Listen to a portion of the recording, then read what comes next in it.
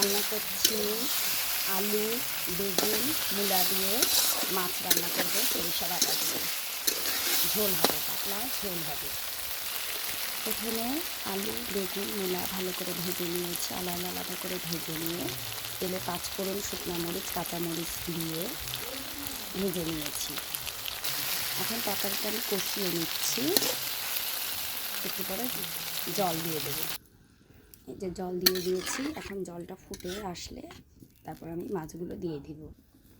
এই যে মাছ আমি আগে ভেজে নিয়েছি, এখন আমি মাছগুলো ঝোলে দিয়ে দিব। মাছগুলো ঝোলে দিয়ে দিলাম। ঝোলটা ফুটে আসলে ঝোলটা আমি নামিয়ে নিই।